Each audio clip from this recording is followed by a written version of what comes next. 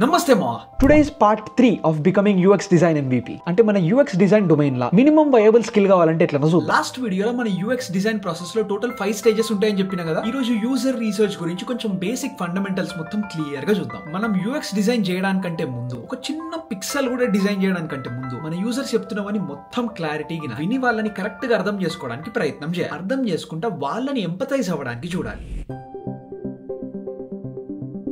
అసలు UX research ఎందుకురా అంటే, మనం యూజర్స్ ని తెలుసుకోకుండా అర్థం చేసుకోకుండా ఎంత పని చేసినా ఆ ప్రోడక్ట్ మొత్తం రెడీ చేసినా లాస్ట్ కి యూజర్ పెయిన్ పాయింట్ సాల్వ్ చేయలేకపోతే ప్రోడక్ట్ అనేది ఫెయిల్ అయిపోయినట్టే. In general most of the cases లా ఒక ప్రోడక్ట్ తయారు చేయాలంటే 80% ఆఫ్ ద కాస్ట్ అనేది రీవర్క్ లోనే పోతూ ఉంటది. అందుకని మనం రీసెర్చ్ కరెక్ట్ గా చేస్తే ఇట్లాంటి ప్రాబ్లమ్స్ అన్నిటిని మంచిగా ముందే క్యాచ్ చేసేయచ్చు. నెక్స్ట్ యూఎక్స్ రీసెర్చ్ అనేది చేస్తే మన ప్రోడక్ట్ డెవలప్మెంట్ అనేది స్టార్ట్ అయిన తర్వాత ఒక్కొక్కరు ఇండివిజువల్ ఒపీనియన్లతో లొల్లు ఉండదు. ఆల్రెడీ మనం కరెక్ట్ గా రీసెర్చ్ చేసి ఉంటాం కాబట్టి యూజర్ ఎక్స్పీరియన్స్ డిసిజన్లు అనేవి కరెక్ట్ గా తీసుకోవచ్చు. అండ్ ఇక్కడ హిప్పో ఎఫెక్ట్ అనేది ఉండకుండా ఉంటది. ఇప్పుడు ఈ హిప్పో ఎఫెక్ట్ ఏంటిరా అంటే, highest paid persons opinion or short cut law hippo. In general మేనేజర్లు వాళ్ళు వీళ్ళు నాకు ఎక్కువ పైసలు వస్తూ ఉంటాయి కాబట్టి నేను చెప్పిన మాటనే వినాలి అని కొన్నిసార్లు అంటారు. వాళ్ళు అనకపోయినా టీమ్ లో ఉండే వాళ్ళు కొన్నిసార్లు ఆ ఒపీనియన్ అట్లా తీసుకుంటారు. ఇట్లాంటి హిప్పో ఎఫెక్ట్ ఉండకుండా ఉండాలి అంటే రీసెర్చ్ అనేది కరెక్ట్ చేస్తే యూఎక్స్ డిసిషన్స్ అనేవి మంచిగా తీసుకోవచ్చు. నెక్స్ట్ యూఎక్స్ డిజైనర్ లాగా నువ్వు గుర్తుంచుకోవాల్సింది ఏంటి అంటే, you are not your user. User pain points అన్ని నీకు ఆల్రెడీ తెలుసు అనుకోవడం తప్పు. యూజర్ స్పెసిఫిక్ పెయిన్ పాయింట్స్ ఏమున్నాయో మనం రీసెర్చ్ చేసి మన డేటాతోని ఆ ఇన్సైట్స్ తోని మనం యూజర్స్ తో ఎంపథైజ్ అయితేనే మనకు కరెక్ట్ పెయిన్ పాయింట్స్ ఏందో తెలుస్తుంది. అందుకే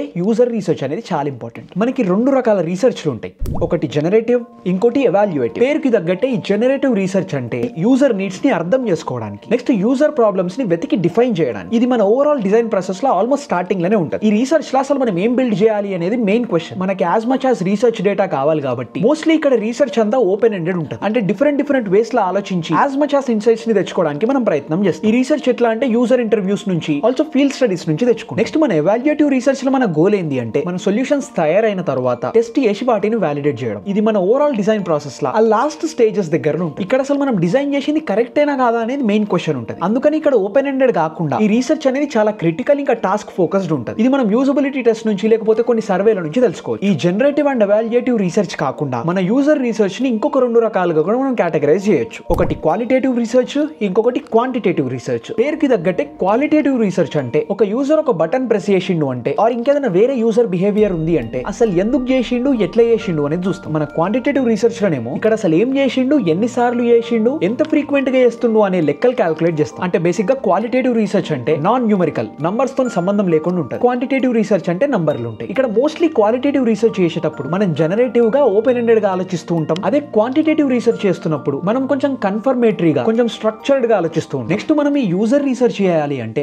మనకి ఏం మెథడ్లు ఉన్నాయి రాబాయ్ అంటే, మస్తు మెథడ్లు ఉన్నాయి. Starting with interviews. ఇక్కడ మనం యూజర్ రీసెర్చ్ చేయడానికి యూజర్ ఇంటర్వ్యూస్ అనేది one of the best and easiest option. Direct మనం యూజర్స్ తోని కూర్చొని వాళ్ళని 1-on-1 ఇంటర్వ్యూస్ చేసి మంచి ఓపెన్ ఎండెడ్ క్వశ్చన్స్ అడిగి వాళ్ళు ఇస్తున్న ఇన్సైట్స్ మొత్తం నోట్ చేసుకోవడం. నెక్స్ట్ మెథడ్ సర్వేస్ కండక్ట్ చేయడం. దీనికోసం గూగుల్ ఫార్మ్స్ గానీ లేకపోతే ఆన్లైన్ ఫామో ఇంకేదైనా ఆఫ్లైన్ ఫామో తయారు చేసి యూజర్స్ అందరికి సర్వేల కోసం ఇచ్చి అక్కడ నుంచి కొంచెం డేటా అంతా తీసుకొని మనకు వచ్చిన డేటాలో ఒక ప్యాటర్న్ ఫైండ్ చేయడం. Next field study. Field study అంటే యూజర్ పెయిన్ పాయింట్స్ ని, ఆ యూజర్ ప్రాబ్లమ్స్ ని రియల్ టైమ్ లో కాంటెక్స్ట్ లో యూజర్స్ ఫేస్ చేస్తుంటే చూడడం. నెక్స్ట్ కొన్ని యూజబిలిటీ టెస్ట్లు కండక్ట్ చేయడం. ఈ యూజబిలిటీ టెస్ట్లు మనం కండక్ట్ చేసేటప్పుడు యూజర్స్ మన ప్రోడక్ట్ తోనో లేకపోతే ఒక ప్రాబ్లమ్ తోనో ఇంటరాక్ట్ అయ్యేటప్పుడు వాళ్ళ మైండ్ లో ఏవైతే థాట్స్ నడుస్తున్నాయో వాటిని బయటికి కూడా చెప్పేటట్టు చేయడం. వీటిని ఒక రకంగా థింక్ అలౌడ్ యూజబిలిటీ టెస్ట్ అని కూడా అంటారు. ఇప్పుడు ఈ యూజర్ స్టడీస్ మనం చేయాలంటే మనకి ఫస్ట్ రాండమ్ గా పోయి యూజర్స్ తో ఇంటరాక్ట్ అవ్వడం కాకుండా మనం ఎగ్జాక్ట్లీ యూజర్స్ కి ఏం అడగాలి, వాళ్ళు ఇచ్చే ఆన్సర్స్ నుంచి మనం అసలు ఏం తెలుసుకుందాం అనుకుంటున్నామో ఒక క్లారిటీ ఉండాలి. అంటే మన స్టడీ నుంచి ఒక డెఫినెటివ్ లెర్నింగ్ గోల్ అనేది ఉండాలి. నెక్స్ట్ ఇప్పటిదాకా ఓపెన్ ఎండెడ్ క్వశ్చన్స్ అన్నా కదా, అంటే ఎస్ ఆర్ నో రెస్పాన్సెస్ కాకుండా మనం అడిగిన వాటికి మాత్రమే ఆన్సర్ వచ్చేటట్టు కాకుండా మన క్వశ్చన్స్ ఎట్లుండాలి అంటే యూజర్స్ మంచిగా డిస్క్రిప్టివ్ ఆన్సర్ ఇచ్చేటట్టు ఉండాలి. మన స్టడీ కంటే ముందు అట్లాంటి ఒక లిస్ట్ ఆఫ్ ఓపెన్ క్వశ్చన్స్ ని మనం రాసుకొని పెట్టుకోవాలి. వన్స్ మనం యూజర్ రీసెర్చ్ కి ప్రిపేర్ అయిపోయి ఉంటే కరెక్ట్ గా మన డిజైన్ కి కావాల్సిన డేటాని మనం తెలుసుకోవచ్చు. మోస్ట్లీ యాపిల్ అని డిజైన్స్ చేసేటప్పుడు నా యూజర్ రీసెర్చ్ ఎట్లుంటది అంటే, మోస్ట్ ఆఫ్ ద టైమ్స్ నేను యూజర్ ఇంటర్వ్యూస్ చేస్తాను. ఎందుకంటే పర్సనల్ గా నాకు 1-on-1 ఇంటరాక్షన్ అంటే చాలా. యూజర్స్ పెయిన్ పాయింట్స్ ఏంటిది, యూజర్ ప్రాబ్లమ్స్ ఏంటివి అనేది కరెక్ట్ గా ఎంపథైజ్ చేసుకోగలుగుతా. యూజర్స్ తో మాట్లాడేటప్పుడు ఏదో డైరెక్ట్ ఇంటర్వ్యూ చేస్తున్నట్టు కాకుండా మంచిగా కన్వర్జేషనల్ ఉండేటట్టు ట్రై చేస్తాను. అట్లా యూజర్స్ దగ్గర నుంచి నేను అన్ని పాయింట్స్ నోట్ చేసుకున్న తర్వాత అవన్నీ తీసుకొచ్చి ఇట్లా స్టిక్కీ నోట్స్ పైన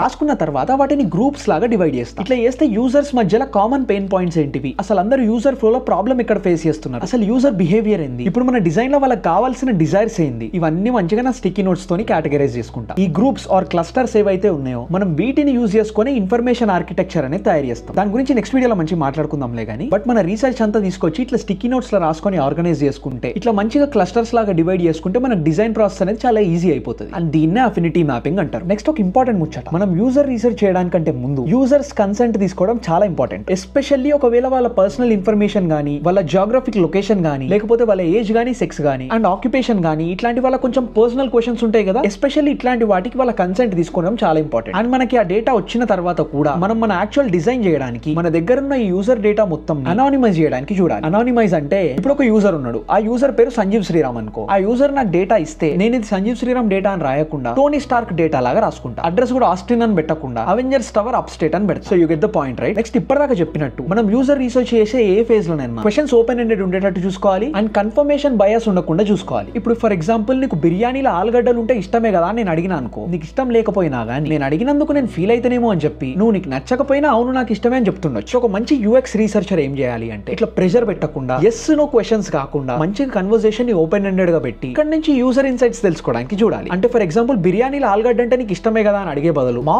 బిర్యానీలో ఆలుగడ్డ ఉంటే ఎట్లుంటది అంటావు, ఇట్లాంటి క్వశ్చన్స్ అడగొచ్చు. అండ్ అగైన్ క్వశ్చన్ ఇచ్చేటప్పుడు గానీ ఆన్సర్ వచ్చేటప్పుడు గానీ జడ్జ్మెంటల్ లుక్ ఇవ్వకుండా మన లాంగ్వేజ్ బాడీ లాంగ్వేజ్ న్యూట్రల్ గా ప్రెషర్ లేకుండా ఉండేటట్టు చూసుకోవాలి. అంటే అగైన్ ఫర్ ఎగ్జాంపుల్ మా బిర్యానీలో ఆలుగడ్డ ఉంటే ఎట్లుంటది అంటావు, ఇట్లాంటి ఒంకర్ ఎక్స్ప్రెషన్ లేకుండా మా మరి ఇప్పుడు బిర్యానీలో ఆలుగడ్డ ఉంటే ఎట్లుంటది అంటావు, ఈ టోన్ లో కొంచెం ప్రెషర్ తక్కువ ఉంచుకుంటా యూజర్స్ ని కొంచెం రిలాక్స్డ్ పొజిషన్ నుంచి అక్కడి నుంచి ఇన్సైట్స్ తెచ్చుకోనికి చూడాలి. ఇక్కడ మనం యూజర్ ఇంటర్వ్యూస్ అప్పుడు గానీ లేకపోతే వేరే రీసెర్చ్ అప్పుడు గానీ మొత్తం కంప్లీట్ గా అర్థం చేసుకోవడానికి ముందే నాకు వాళ్ళ ప్రాబ్లం తెలిసిపోయింది, వాళ్ళ ఆన్సర్ నాకు తెలిసిపోయింది, ఇప్పుడు నేను దీనికి సొల్యూషన్ తయారు చేస్తా అంటే ఇంటర్వ్యూ మధ్యలోనే మనం రాసుకున్న ఓపెన్ ఎండెడ్ క్వశ్చన్స్ కి ఆన్సర్లు తెలుసుకోకుండా నాకు కావాల్సింది నాకు ఆల్రెడీ వచ్చేసింది అనుకోవడం కరెక్ట్ కాదు. మనం ఇప్పుడు నెక్స్ట్ వీడియోలో మన రీసెర్చ్ నుంచి వచ్చిన ఈ ఆగం పంచాయతీ అంతా తీసుకుపోయి మంచిగా మన ఫస్ట్ వైర్ ఫ్రేమ్ డిజైనింగ్ ఎట్లా చేయాలో చూద్దాం. మనం ఇక నెక్స్ట్ వీడియోలో కలుద్దాం, ఇచ్చి పడేద్దాం. అండ్ యా అంతే మరి, బై.